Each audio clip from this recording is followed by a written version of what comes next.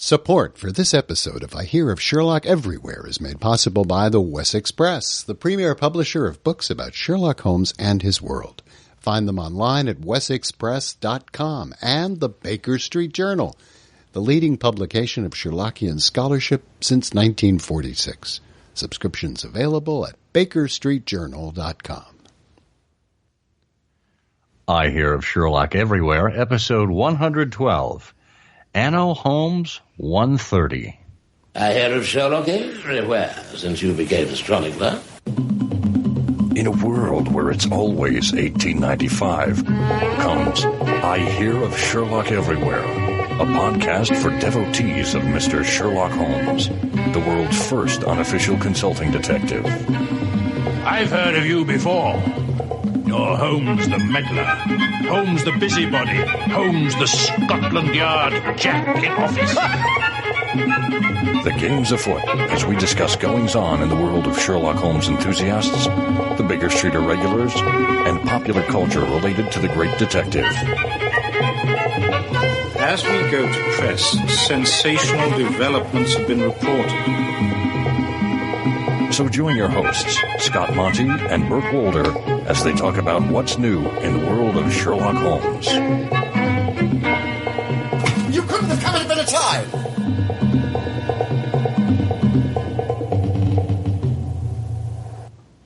Well, welcome to 2017, or as we call it, Anno Holmes 130, and I Hear of Sherlock Everywhere, the first podcast for Sherlock Holmes devotees where it's always 1895.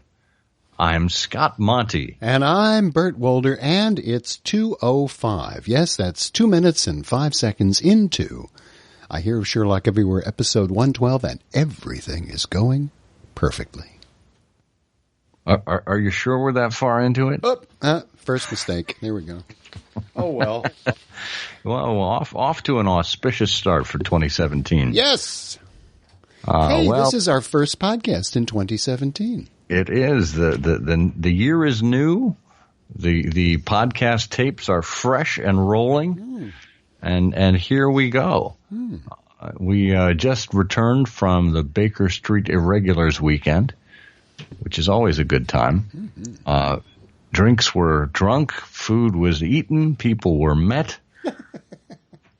And that's about it, really. That's the wrap-up. Bills were paid, streets were walked, chairs were sat in, teeth were flossed, no doubt. It was great, absolutely great. One of the best. The passive voice was used? Yes. It's funny how that works. Passive, yes, eye contact was avoided and in some cases welcomed. Well, the good news is I think we made a lot of headway just in terms of seeing folks who have contributed to our website, guests we've had on the show, and we've even managed to line up a few folks for later in the year for future interviews. So it was a productive weekend for us, I think. Oh, it was great. I thought it was just great. And we got to talk to a lot of people and found out a lot of interesting things. And I got to spend some time with you that didn't involve talking on a recording, and that was fun too. And it was a really great gathering. Well, as far as you're aware, I wasn't recording it. That's right. That's right. Well, speaking of talking to people, why don't we let our friends at Wessex Press do the talking?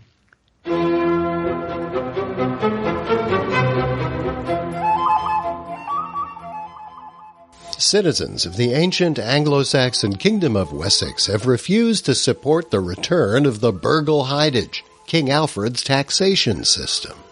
Apparently, nobody wants to pay for fortress repair. They have forgotten the lessons of history. But you don't. That's why you will want a copy of Sherlock Holmes and the Newspapers, Volume 3, from our Wessex Press. The last 6 months of 1893 live again as you read about the supposed death of Sherlock Holmes and witness Conan Doyle's rise as a celebrated author, carefully edited by Matthias Bostrom and Matt Laffey. There's a certain slant of light on winter afternoons that oppresses, like the heft of old cathedral tunes. But you can banish winter's gloom with the pleasure only a volume from the Wessex Press can provide. Choose yours today. Well, they certainly had a table full of Wessex Press books in the vendor's room this year at the BSI weekend. Lots of great new stuff to look through there, and we're going to be having at least one of those people on the air with us later on this year. Stay tuned if you'd like to hear who that person is. I'm not going to. I'm just going to listen after the fact. You're going to tune out? I'm going to find out who it was once we issue the show, and then I'll... I dare you. I dare you. So let's do a little bit of recapping, because there were a few things that we wanted to touch upon, and talk about some programming that's been on lately. Maybe talk about some books, and then wrap up with a little Baker Street specific lyrics that we talked about in the last episode. Yes, and we got a lot of good feedback, I thought, from folks during the weekend about that last episode and about the talented Karen Wilson, who, as I understand it, did 2 more musical numbers during the weekend, one being a Leonard Cohen-like treatment of a Sherlockian subject, and the other being, the 12 Days of Christmas. The Sherlockian 12 Days of Christmas. So I talked to Karen about that, and I've got to follow up and get those tracks and see what we could do with them. So we wound our way into New York City, and I think Wednesday evening is when it really all kicked off, wasn't it, with the Ash Wednesday gathering, which was packed and raucous and just a heck of a lot of fun. But it was one of these occasions of which we spoke a couple of episodes ago when we talked about Society's Gathering. It was an informal chance to eat and drink and get to rub elbows with fellow Sherlockians. It wasn't anything formal at all. As a matter of fact, you may have been tough pressed to determine that was a Sherlockian gathering if you came in from off of the street. It was just a bunch of like-minded people. Yeah, it was terrific. And we got to meet some old friends and make some new ones. I was spent some time that evening talking to Bonnie McBird, who I was lucky enough to be sitting next to, and she's got a new book coming out, and Bonnie was still rich with her information she acquired about the single malt whiskeys of Scotland, and that was a lot of fun. And then at the end, remember, we bumped into Tom Wilshire, who had a lot of nice things to say about the podcast. And Tom, who is associated with the Cambridge University Press, told us that within the next year or two, Cambridge will be producing a Sherlock Holmes companion. How about that? Yeah. Which, as Tom said somewhat mysteriously, will cover both sides. Both sides? Yeah, one wonders what that means. Both sides of the Atlantic? Both sides of believers and non-believers? The B cover? I mean, what are we talking about here? What do you think it means? I don't know. Maybe both sides, about the people who, as we do, rightly happen to know, I won't say believe, I will say know, that Sherlock Holmes lives, and those people that think that, it's just a bunch of stories. Shame on them. I've looked at Holmes from both sides now. Winning, losing, still somehow, it's life's illusions. Good. That's all I've got. It's good. Give me a little more time and I'll go all Harvey Officer on you. We do. Yes, watch out or I'll call an officer. And we really do need to follow up this notion of a scion or some sort of compilation of Holmesian music built on things like that. And What was the other song idea that we were... Oh, right, Homes for the Holidays. There's no homes like homes for the holiday. That's got to be something there. 'Cause no matter how far away you roam. So that was Wednesday evening, and I don't want to belabor, a recapping of the entire schedule for everyone here, but just kind of cut to some of the highlights. We were fortunate enough, thanks to you, to have lunch at the Society of Illustrators yes. in New York. I had never heard of the Society of Illustrators before. You want to tell us just a little bit about that? Well, that's very unusual because they had heard of you. Yeah. Well, as we've talked about it in past episodes, for some time we've had a little lunch, a very small group. It started as a way of people from Sherlockians from New England getting together. A large number of years ago now. It's hard to imagine this has been going on for 14 years. And as our organizing principle, we decided to devote our time to the memory of Frederick Dorr Steele, the first great American illustrator of the Sherlock Holmes stories. And through an odd series of circumstances, we were reminded that Freddie Steele was a member of the Society of Illustrators, and they have a museum. So the Society of Illustrators is located on West 63rd Street. I think it's 168. No, it's East 63rd Street in Manhattan. And they have a wonderful museum and a dining room. And so we were able to arrange lunch there and had a visit from a past president of the Society who told us the Society was formed back in 1901, and Steele wrote about his membership of it in 1939 in an article in the Colophon. And we had a very nice gathering and a chance to salute Steele's memory, and more important, to be surrounded by magnificent examples of the art of American illustration down through the ages, from N.C. Wyeth to Norman Rockwell. And they have a Hall of Fame, and one of the things we're going to be pursuing is nominating Frederick Dorr Steele for a place in that august pantheon.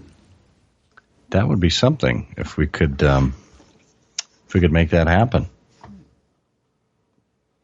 Well, and as somewhat of a coda to that, on Saturday evening, I was at a gathering of about 17 or 18 people, called the Pondicherry Lodgers. These are folks that like Indian food. So we go to an Indian restaurant not too far from the proceedings, and again, it's just an excuse to get together. But I was sitting across the table from Glenn Moranker, who folks may remember from episode 79, a collector extraordinaire. And I recounted my first visit to his home, where I was greeted with a full set of Frederick Dorr Steele illustrations from The Adventure of Wisteria Lodge, all framed in his hallway. And he told the story about how he acquired them. There was some physician in St. Louis who had passed away, and Glenn bought them from the estate and framed them, and it's absolutely amazing to see them all together. It's almost like a gallery exhibit to see them.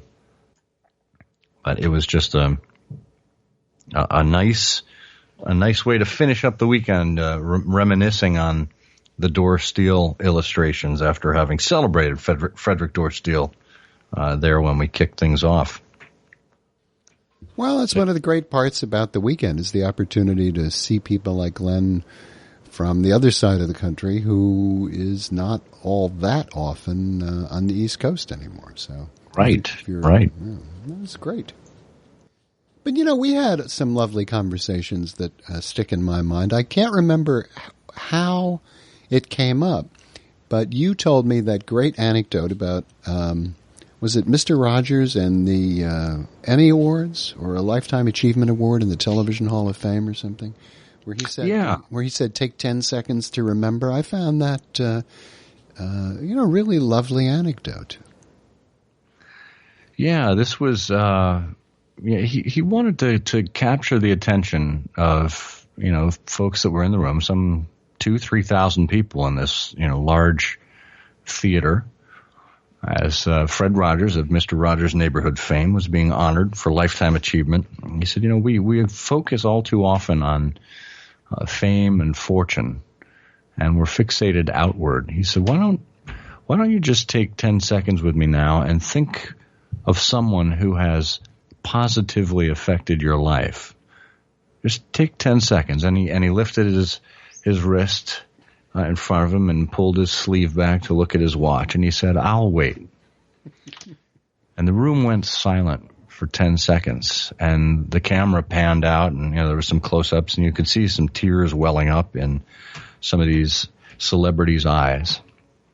And he came out of it, and he said, isn't it remarkable that the person that you just thought of right now, how they affected your life, and just think how touched they would be to know that you thought of them at this moment, whether they're in heaven or back in your hometown or wherever.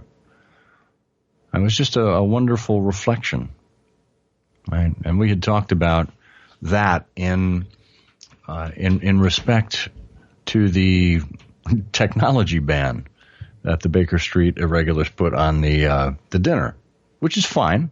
I don't think the world will go awry if we spend a few hours without our phones on. And I just thought, wouldn't it be neat to open the Baker Street Irregulars meeting like that and ask people to reflect on their first BSI dinner or their first Sherlockian meeting and the feelings that went through them when they walked into that room for the first time or met with a Sherlockian for the first time. Curiosity and wonder and respect and awe and all of those things. And what a great opportunity for the rest of us to afford to people that were in that room for the night for the very first time. And, just extend the experience. Yeah, well said. Well said. That's right. And that was a good conversation. And we did a little reminiscing ourselves about our first BSI dinner. But, you're right. I thought it's very nice to put your phones down and disconnect and, devote yourself to the experience around you and the people you're sitting with, rather than staring at a screen.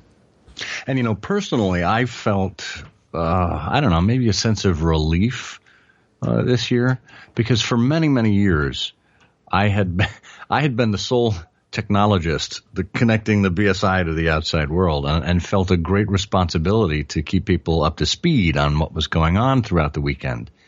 And because smartphones and technology is so ubiquitous, it wasn't just during the dinner. I didn't feel the need to whip my phone out and be tweeting, texting, and taking photos at every turn.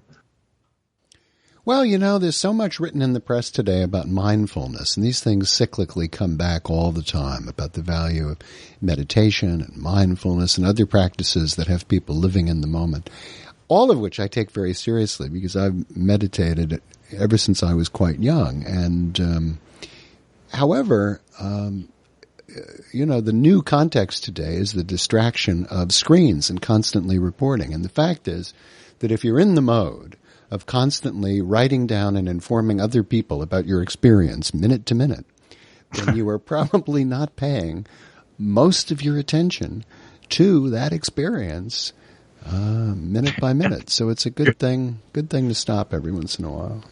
Yeah, you're actually not having that experience that you're writing about.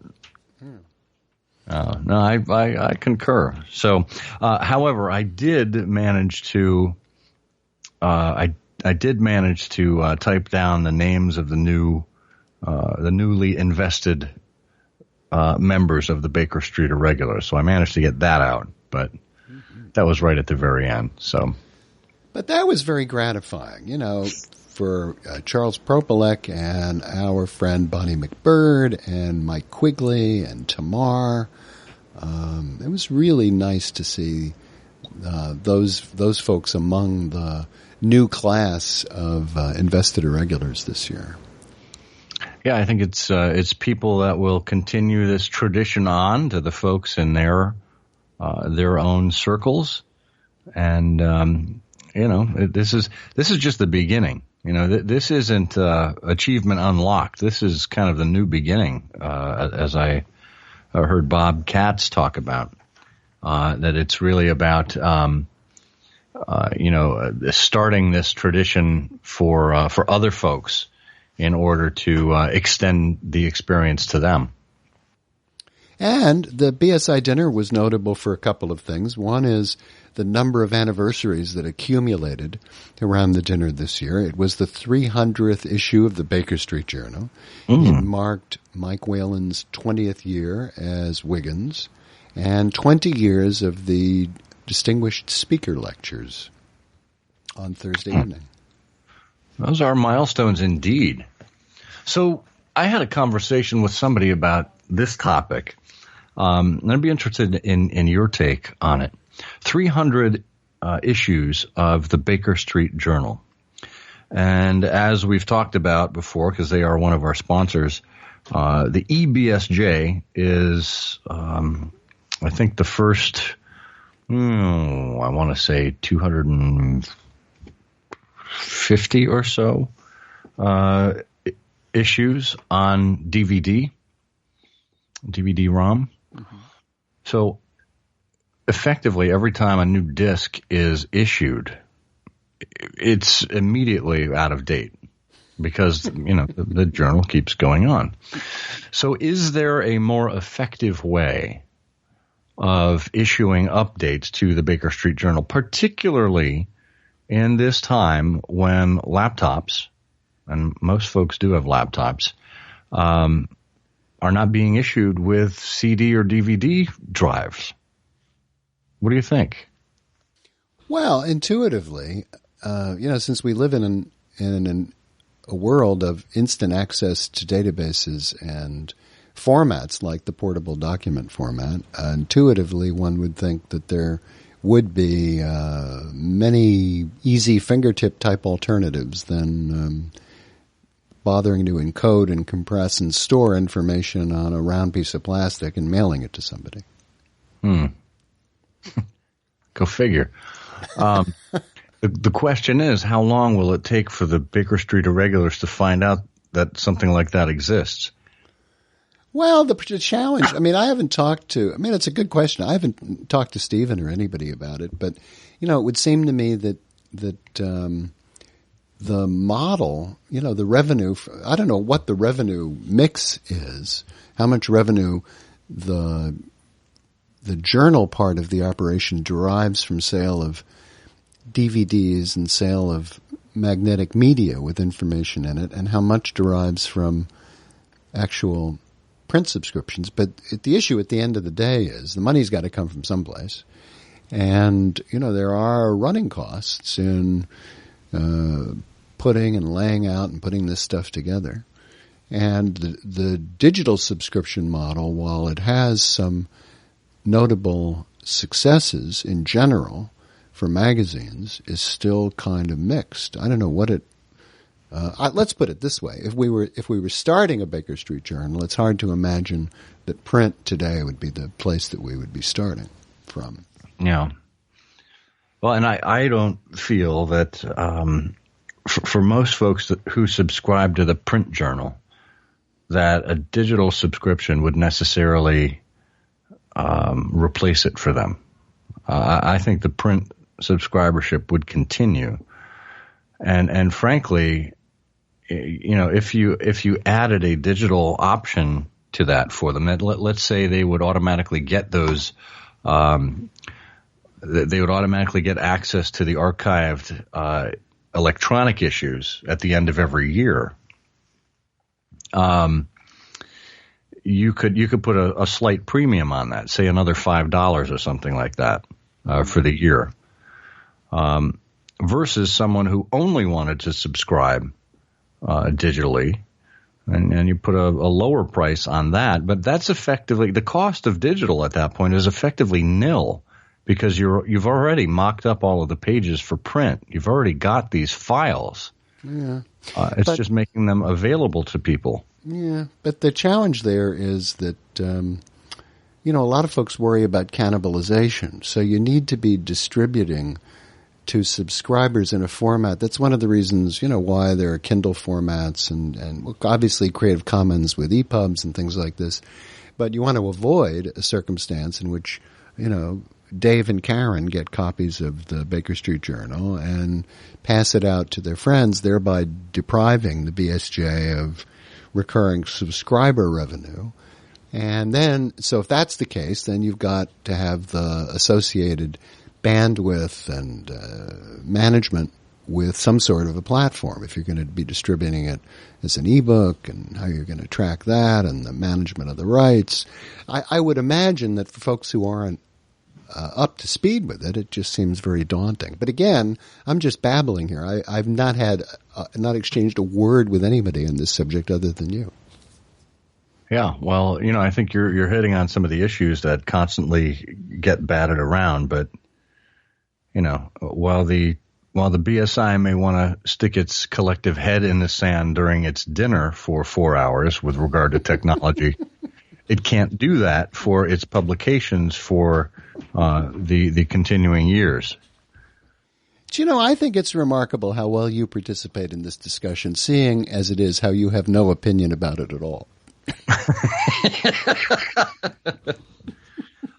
I try to maintain a fair and balanced approach here. I am like the Fox News of the Sherlockian world.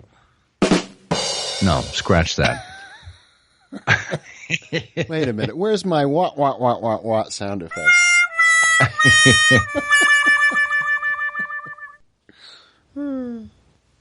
Yes. Oh, dear. Well, it's a good subject. I'll tell you, I'm a member of other societies that also put out publications, and one of them, to be completely honest, I have an A case and a B case, a plus experience and a negative experience. So, to be completely honest, as a member of the Public Relations Society of America, which has been around since the 1940s, I receive at home, as part of my membership, a magazine. And parenthetically, I have to say I know some of the people who put these things out, and they do a great job in publishing and writing and editing. So I'm not being critical about the content at all. But to be completely candid, I get this a monthly publication from them, as well as a larger magazine on a different basis. And to me, they are staggeringly irrelevant. And I can't fathom why the society bothers to print these things and send them to people, particularly when most of the other members of the society are younger than I am, and the vast majority of them must be accessing all of their information online and electronically. Now, conversely, I'm also a member of the P.G. Wodehouse Society, and there is a quarterly publication that I get as a member of the P.G. Wodehouse Society that I genuinely look forward to. It is very simple, but when it arrives in the mail, like the Baker Street Journal, to me it's an event. And I'll put it in my briefcase, and if I'm on a train, eventually I'll read it. And I wind up reading most of my journals while I'm doing things like going to meetings like the Baker Street Irregulars. And in fact, over this last weekend, I read the current winter edition of the Wodehouse Society Journal. I loved it.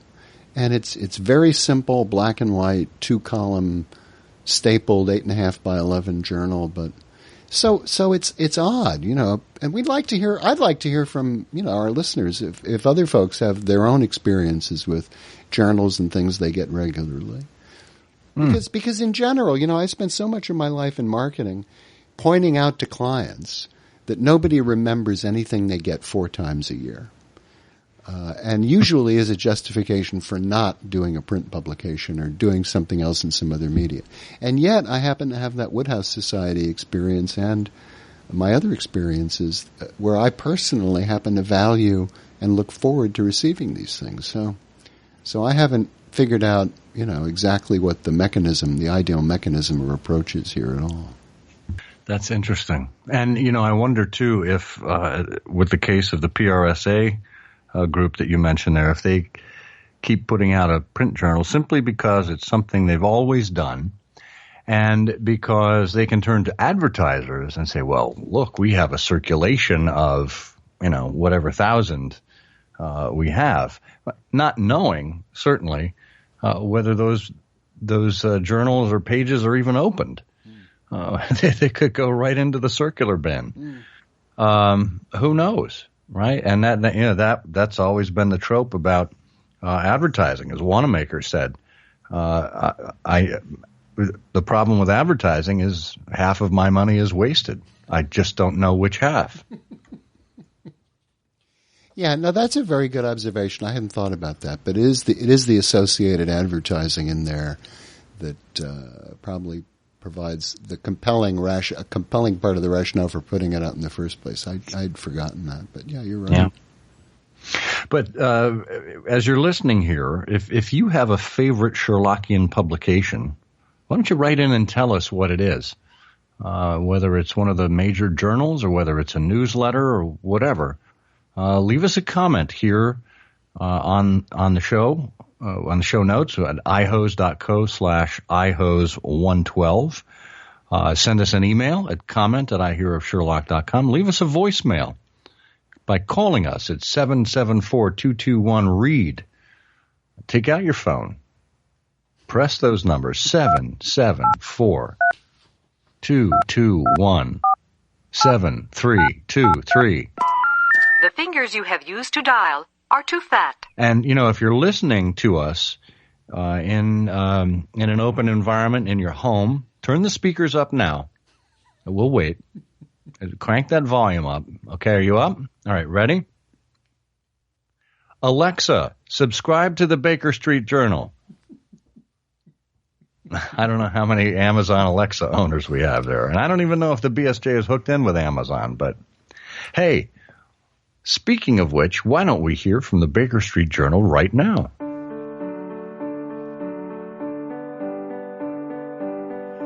It's a new year, and that means new beginnings, in many different senses of the phrase. One way to renew your lease on life is to renew your subscription with the Baker Street Journal. Still priced at $41.95 per year, it promises 5 issues.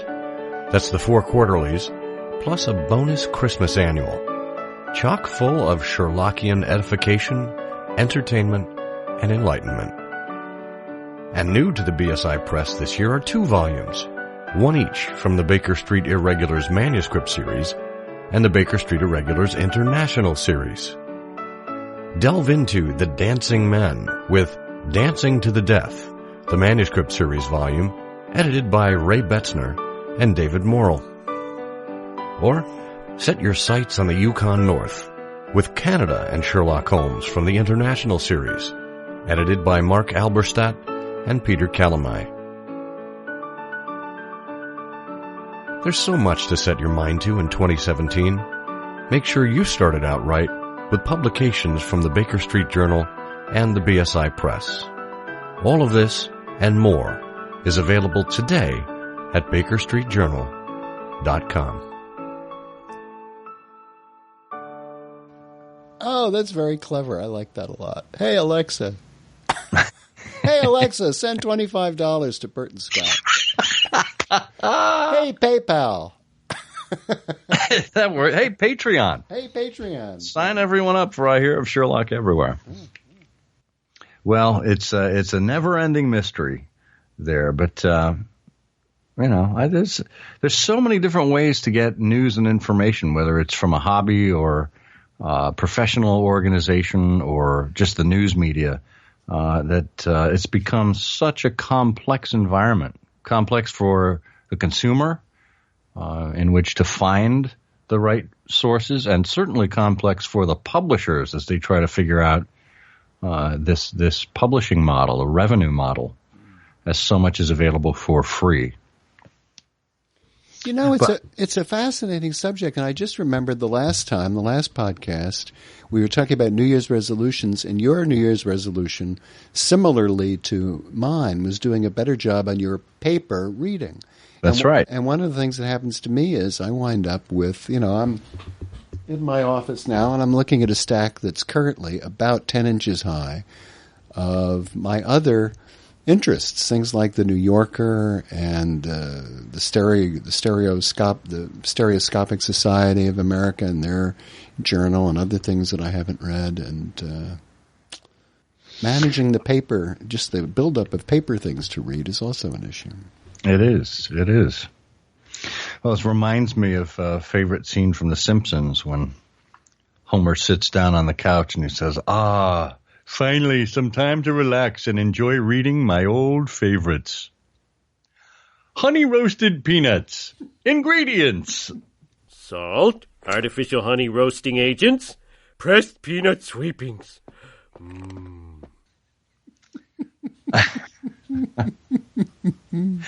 Well, one of the things, the Baker Street Irregulars weekend for many years had its unofficial headquarters at the Algonquin Hotel, which was wonderful because it had such a wonderful literary history. It had Matilda, the hotel cat. It had the Algonquin Round Table. And when you checked into your room, there on the desk or lying on the bed was your complimentary copy of The New Yorker. And the Yale Club doesn't have that same association, sadly. No. And don't even get me started on the Roosevelt. But neither does the Algonquin anymore. Oh, they don't? No, I think all that's gone. The wallpaper with the Thurber cartoons, the lobby, No. Yeah, it's changed hands so many times. I think all that's gone now. The Oak Room is gone. They don't do no cabaret. Yeah, no cabaret anymore. No. That's sad. Well, I'm glad we're not there anymore then, huh? Yeah. So what did you pick up that was worthwhile at the vendor's room this year? What are you looking forward to reading? I got a copy of the latest BSJ book on the Dancing Men. Oh, yeah, Dancing to the Death. And I think we're going to have the editors of that on and in a future episode. So that is one to really check out. It's a wonderful kind of oversized book. I wouldn't. Was it a quarto? Maybe not an octavo. Because a couple of years ago they decided to increase the size of the book so you could see the original manuscript better. Mm-hmm. And this is a classic. So I'm looking forward to reading those essays and looking through that manuscript. Yeah, me too. So that's high on my list. Yeah. And then one I picked up that we'll also have the editors from this one on is Canada and Sherlock Holmes. It's I would kill for the editor spot in the international series where I'm translating Canada or Australia or the UK rather than Japan or Scandinavia or any of those other Italian or Spanish ones. But it's wonderful because it's another another book in the international collection there too. So wonderful work coming down from our friends in Canada. But there was no lack of activity in terms of Sherlockian retail going on there. So lots of options, both new and old. There were old books there and rare things, for hundreds, if not thousands of dollars. And there was, brand new stuff for $10, $20, $30. So lots of different options for the collector and the reader alike. Yeah.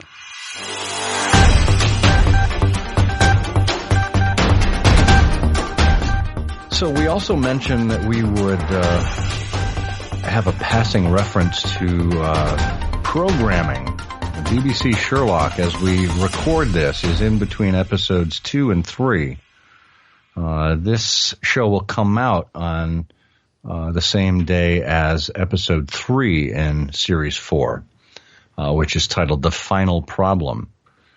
There's no telling how final that problem is going to be, since we already had the episode where Sherlock Holmes was seemingly done to death after tangling with Moriarty.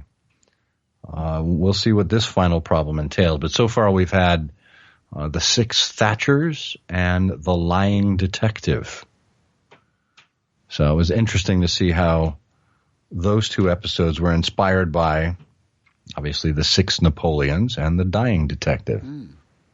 I thought you did a great job because you've continued the tradition of live tweeting during these broadcasts. And I recall one of the things we talked about at the BSI weekend was in The Six Thatchers, your observation of two boats in the harbor there and their names. Yes. They were the fishing boats. It was a scene where Mary was escaping. First of all, there was a scene with her on a motorcycle escaping, and I tweeted The Solitary Cyclist. And then she landed in some Norwegian fishing port. And again, interesting there that she's on hiatus, and we know a Norwegian named Sigurdsson was one of the aliases which Holmes took when he was on the hiatus in the canon.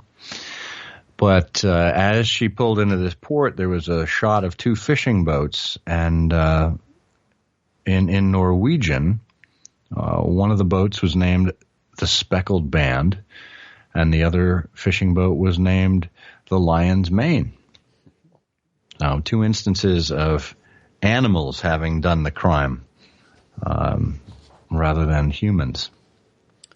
It's such a wonderful thing that your ability to free translate Norwegian is unaffected by age.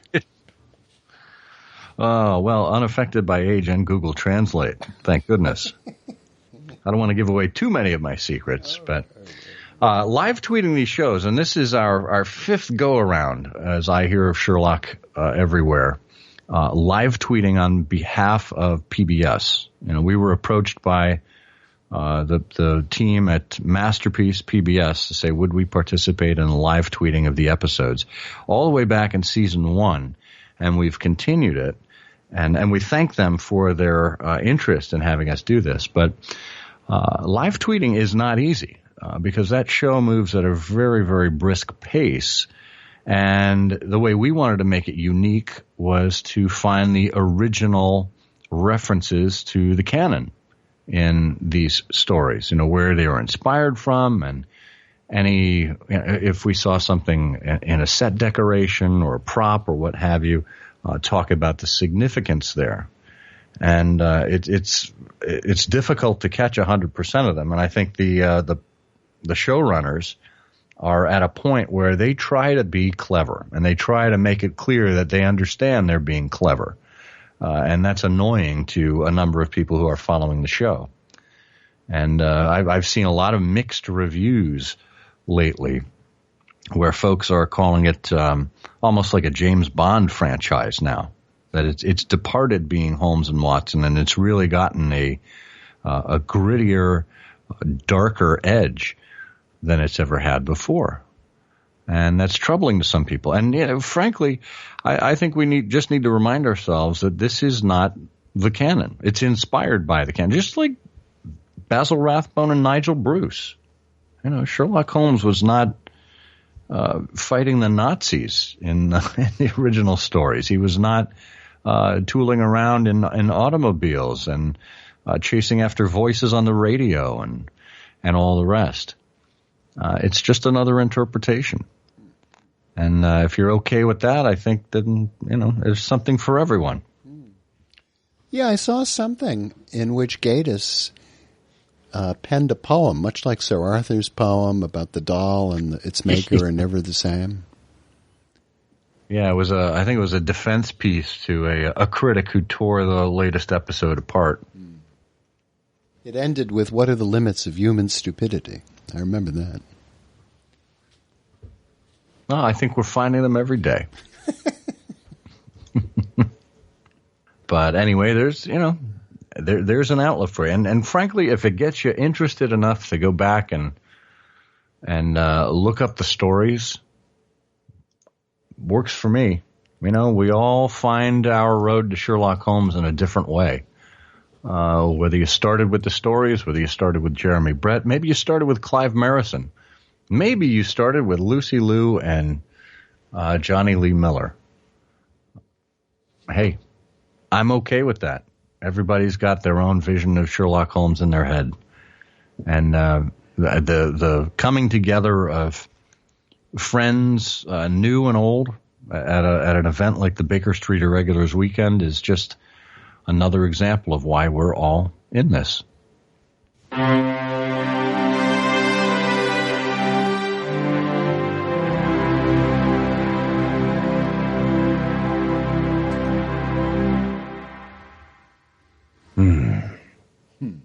You know, all that eating and drinking over the BSI weekend, it's high time to be gassy. It is. And you know, it's a great diet. I really would argue this is the best way to lose weight, because a couple of years ago I got into this diet and it's just worked wonderfully for me. I eat everything I want, as much as I want, during the BSI weekend, and then nothing the rest of the year. There you go. Yeah, it's great. Well, and it's particularly dangerous now because we don't have to walk as far as we used to. Everything's in the same building for the most part. Yeah, it's like being on a cruise, except the buffets aren't big enough. But other than that, it's fine. Well, you may recall, if you were with us last episode, 111 Hip Hop Holmes, we talked about Harvey Officer. And, you know, there's very little extant information out there in non-rare book form about Harvey Officer's works. However, we did go back to the Baker Street Irregulars archival series that John Lellenberg put together, and we found a lot of mentions of Harvey Officer, both in meeting notes and minutes and whatnot, as well as the lyrics to that song we were talking about, "The Road to Baker Street," which was modeled after the road to Mandalay. And we thought we might share those lyrics with you here. In a restaurant in Holborn, where young Stamford ate his lunch, he revealed to Dr. Watson news that proved a lucky hunch. For he did immortal service, whence his memory is bright. Introducing to the doctor, whom we honor here tonight. On the road to Baker Street, where Lestrade and Gregson meet, where the art of crime detection found its scientific feet. On the road to Baker Street, where we sit at Sherlock's feet, and we read again the canon, with the stories all complete. Now his eyes were sharp and piercing, and his nose was long and thin, and his hands were stained with acid square, and prominent his chin. His tobacco in a slipper, in a scuttle his cigars, with a gasogene and tantalus not found in modern bars. We begin in Baker Street on a day of wind and sleet, when the tall ascetic figure once again we gladly meet. For the game's afoot, he cries, from his bed must Watson rise, and they rattle in a hansom for adventurous emprise. But when the crime was on vacation, and the thugs were lying low, in his armchair Sherlock fiddled, scraping chords with careless bow. Chords sonorous, chords fantastic, how he did it no one sees, for you cannot play such music with your fiddle on your knees. Had we been in Baker Street, would those chords have sounded sweet? And would we, with Dr. Watson, have been patient and discreet? Ah, the years, how fast they fleet, since those days in Baker Street. Let us hope that even Mendelssohn from him would be a treat. Ship me off to Piccadilly, to a London's Bobby Beat, where a hansom cab would take me to the shrine in Baker Street. For the bells of London call me, and it's there that I would be, sitting in with Dr. Watson on a night-long story spree. Oh, ye sons of Baker Street, as we sit at Sherlock's feet, be ye sure the land that knew him shall not ever know defeat. For the men of England's fleet once again their foes will beat, nor shall Axis armies ever tread the stones of Baker Street.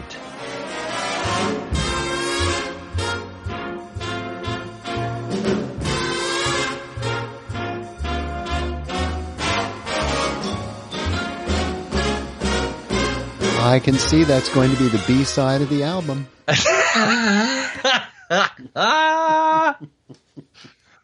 Well done, sir.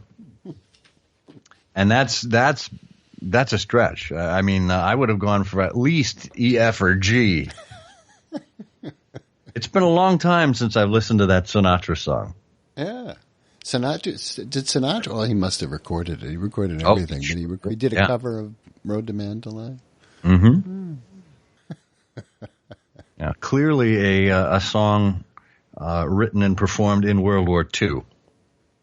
Oh, yes, Harvey Office's version, yes. Yeah. But, something a little different for you there. Excellent. Well, one last bit of information. Of course, we've been collecting lots of links and Sherlockian news on our Flipboard magazine. That continues to be a thing. You can check it out at bit.ly or ihose.co/flip Sherlock.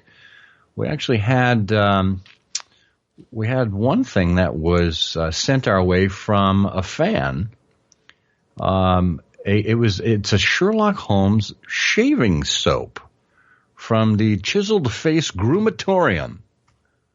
ChiseledFace.com. It's Sherlock Tallow Shave Soap. Our Sherlock scent is inspired by the character brought to life in Sir Arthur Conan Doyle and his classic series, written in the late 1800s. It's a warm tobacco-based scent blended with toasted caramel, black pepper, moist dirt, and finished with a touch of leather, moss, mandarin, honey, and rose. And amazingly enough, it is in stock. Well, I'm not surprised that it's in stock. I'm surprised anybody dreamed this up to begin with. I mean, my goodness, dirt, tobacco, what, caramel, what? Caramel, black pepper, leather, moss, mandarin, honey, and rose. Well, I must tell you that if I encountered that, I mean, no offense to these folks, and God bless them for creating a Sherlock Holmes shaving cream or a tallow soap, for the ingenuity of it. So I'm not being critical, but privately, just between you and I have to say, if I got up in the morning and went into the bathroom and found a jar of that waiting for me, I would have the most luxurious beard anyone had. Well, in their defense, the Chiseled Face Groomatorium, their slogan is maintaining rugged good looks. So there you go. Yeah, it's funny because I've got a couple of kids, preteen kids. I spend as much time as I can coaching them to get the dirt off of their face. Right. Well, if your goal is rugged good looks and you're operating this sort of line of products and devices to enhance the shaving experience, can the butter knife shaving razor blade be far behind? Oh, who knows? Who knows? But we have Marco to thank for that. So we appreciate you taking the time to share that with us, Marco. It looks like also in the news, there is another Sherlock Holmes movie that is being produced right now, definitely a comedy, starring Will Ferrell and John C. Reilly. it's just been announced that Ralph Fiennes and Hugh Laurie will join the cast. No word on exactly what it is that they'll do, who they'll play. That's being kept under wraps, but this is a movie that is being produced by Sony. So expect to see more ridiculousness in the Sherlockian entertainment world before too long. Any idea when they start shooting this thing? They already have. They've been in London doing their thing. So, so are they done with principal photographer? We don't know. I think it's still underway. It's still underway. So stay tuned for that. No idea who wrote the script? I don't know off the top of my head. I'd have to look it up. Let's see. Films produced by Mosaic and Gary Sanchez. Ethan Cohen will do his own script about a duo that faces off against enemies across the globe. So there you go. And by the way, last night, as we're recording this, last night was the Golden Globes Award ceremony, and Hugh Laurie, you mentioned the Woodhouse Society before. Hugh Laurie, of course, was in Jeeves and Wooster, and of course was in House, which has been compared many times to Holmes.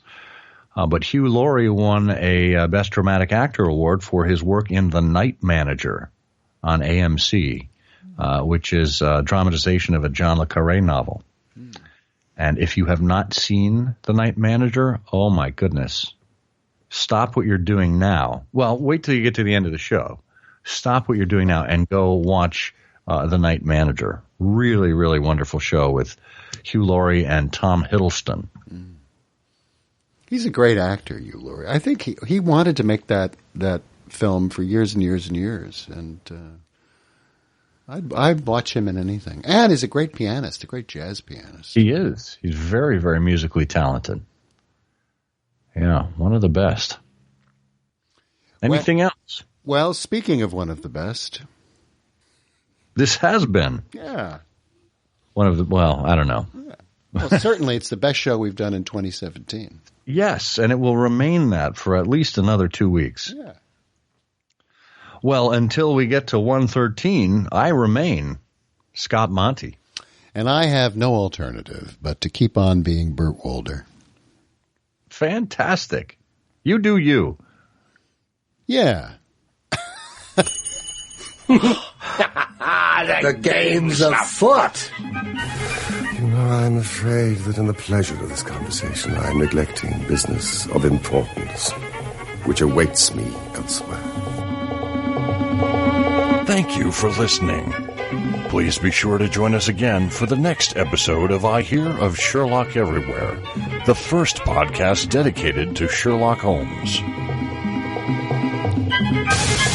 Goodbye, and good luck, and believe me to be, my dear fellow, very sincerely yours, Sherlock Holmes.